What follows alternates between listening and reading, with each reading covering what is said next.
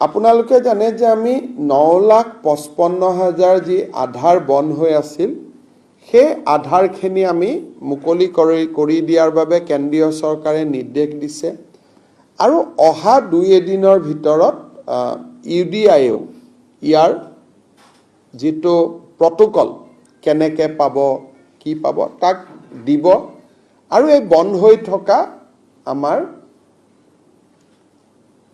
আবেদনকাৰীসকলে আধাৰ পোৱা আৰম্ভ কৰিব। মই ভাবো যে সেপ্টেম্বৰৰ ভিতৰতে তেওঁলোকে আধাৰ পাব।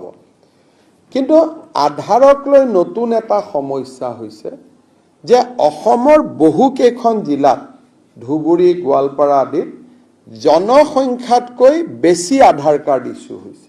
প্ৰক্ৰিয়া আৰম্ভ কৰিছিলো এইবাৰ চেপ্টাৰ 12 এদি সেই প্ৰক্ৰিয়াটো আমি অলপ আগুৱাই লৈ গৈ আছো। ৰখি যোৱাটো কথাই নাই, আমি অলপ গোটেই প্ৰক্ৰিয়াটো আগুৱাই লৈ যাব খুজিছো। আপোনালোকক মই উদাহৰণ দিছো, বৰপেটাত আধাৰ লোৱাৰ মানুহৰ সংখ্যা 103%। 100% লৈকে আমাৰ দায়িত্ব, কিন্তু 3% মানুহ এক্সট্ৰা। ধুবুৰীত 103, মৰিগাঁৱত 101, নগাঁৱত 101। ফিজিক্যাল টাৰ্গেটতকৈ বেছি মানুহে আধাৰ লৈছে। বৰপেটাত 103.74, পাব লাগে 100%, পাইছে 103.74। ধুবুৰীত 103.48,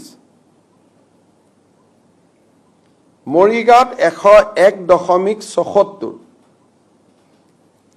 নগাঁৱত 100.68। টাৰ্গেট হল 100%, তাতে কম 90%, 80%, কাৰণ বাগানৰ মানুহখিনিয়ে লোৱা নাই, গতিকে 90-80 হৈ আছে। এইকেইখন জিলাত প্ৰজেক্টেড পপুলেশ্যনতকৈ বেছি আধাৰ পাইছে। এতিয়া আমি কৰিব খুজিছো কি যে আধাৰ লাগিলে লব লাগিলে এনআৰসিত আবেদন কৰা নম্বৰটো লগত দিব লাগিব।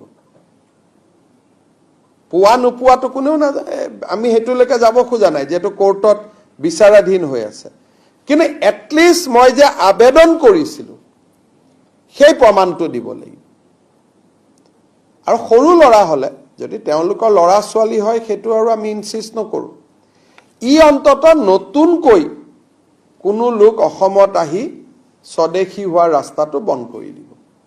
কাৰণ আজিকালি আধাৰখন পালে কয়, আৰু ভাৰত চৰকাৰক এই বিষয়ে আমি জনোৱাত ভাৰত চৰকাৰে অসমক বা আন ৰাজ্যকো এতিয়া অধিকাৰ প্ৰয়োগ কৰিছে যে আধাৰ যদিও চেন্ট্ৰেল গভৰ্ণমেণ্টে দিয়ে, ডিচিৰ এনঅচি পোৱাৰ পিছতহে তেওঁলোকে আধাৰ দিব। এতিয়াৰ পৰা যেহেতু আমাৰ সকলো মানুহৰ আধাৰ হৈ গ'ল, নতুন মানুহখিনিৰ ক্ষেত্ৰত এতিয়া আমি আধাৰৰ প্ৰক্ৰিয়াটো অলপ টাফ আৰু আমি টান কৰিম।